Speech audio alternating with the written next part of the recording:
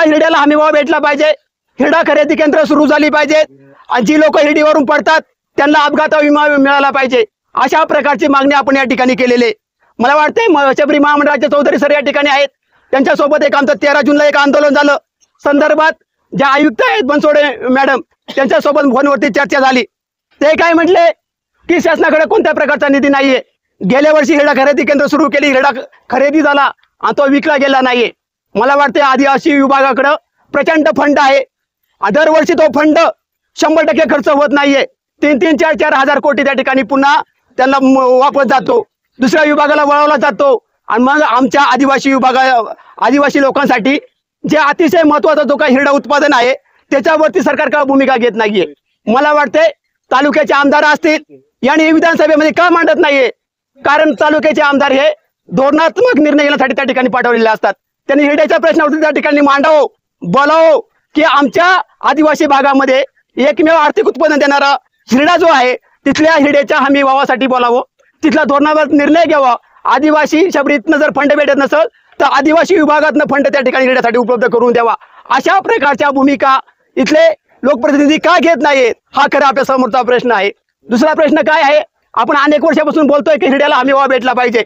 मला वाटतंय मध्य प्रदेशमध्ये जे आदिवासीची उत्पादनाची जी साधनं आहेत त्या साधनाला हमी भाव भेटू शकतो, मग महाराष्ट्रामध्ये आदिवासींची जी काय त्यांचा आर्थिक गणित त्यावरती अवलंबून आहे त्यांना का भेटू शकत नाही। तर मला वाटतं याच्यासाठी सुद्धा आपण जे आपले लोकप्रतिनिधी प्रतिनिधी असतात त्यांनी विधानसभेत बोललं पाहिजे, आवाज उठवला पाहिजे आणि आपल्याला हमी भाव कसा भेटेल याच्यासाठी आपण प्रयत्न केला पाहिजे।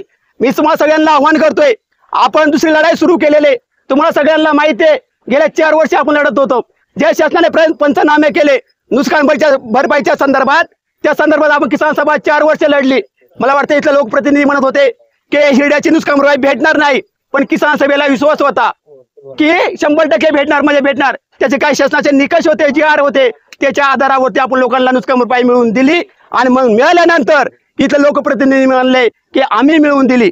त्यांना ओपन चॅलेंज आहे आपलं की तुम्ही कशा पद्धतीने मिळवून दिली आणि आम्ही कशा पद्धतीने लढलो आणि कशी लोकांना मिळवून दिली, अशा संदर्भात आपण येत्या काळामध्ये सगळ्या लोकांनी एकत्र आलं पाहिजे। कारण तो हिरड्यावरून माणूस पडतो त्याला 100% त्या ठिकाणी नुकसान भरपाई मिळाली पाहिजे। यासाठी आदिवासी विभागाकडे काही योजना आहेत, फक्त त्या राबवायच्या नाही, लोकप्रतिनिधी बोलत नाही, विधानसभेमध्ये मांडत नाही, त्यामुळे आपल्या आदिवासी लोकांवरती अशा प्रकारचे प्रसंग वळवतात, कोणत्या प्रकारचे नुकसान भरपाई भेटत नाही। याला केवळ आणि केवळ प्रशासन आणि लोकप्रतिनिधी जबाबदार आहेत। मी एवढंच आव्हान करतोय, येत्या पुढच्या काळामध्ये हिरडा केंद्र चौधरी सर तुम्हाला वारंवार आम्ही भेटतोय, सांगतोय, जर हिरडा खरेदी केंद्र सुरू झाली नाही, पवार सर सुद्धा या ठिकाणी आहेत, जे API आहे सर, आम्ही तुम्हाला किसान सभेचा अनुभव तुम्हाला सगळ्यांना माहिती आहे। नाशिक ते मुंबईवरून चालणारी किसान सभा, 50,000 लोकांचा मोर्चा घेऊन चालणारी किसान सभा आहे, लोणी ते अकोले ते लोणी चालणारी किसान सभा आहे।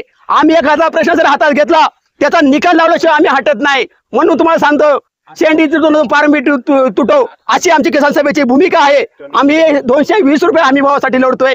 हिरडा खरेदी केंद्र तुम्ही त्वरित सुरू करा, कारण इथला व्यापारी, इथला जो काही प्रशासनासोबत त्यांनी संगनमत केलंय, इथला ठेकेदार हिरडा आज 100 रुपये 80 रुपये किलोना खरेदी करतोय, कारण आमच्या भागातल्या लोकांना हिरडा विकल्याशिवाय कोणताच पर्याय नाही। म्हणून येत्या काळामध्ये त्वरित आपण हिरडा केंद्र सुरू करावी अशा पद्धतीचा तुम्ही निर्णय या ठिकाणी घ्यावा।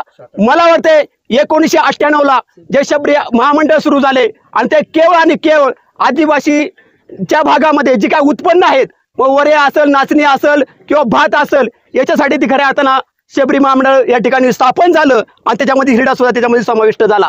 याच्यासाठी खऱ्या अर्थानं जी खरेदी पिकं आहेत त्यांना हमी भावासाठी आपण सगळ्यांनी प्रयत्न करावं आणि त्वरित हिरडा खरेदी केंद्र सुरू करावं, नाहीतर येत्या काळामध्ये हा रस्ता पूर्ण ब्लॉक असेल, याची प्रशासनाने दखल घ्यावी।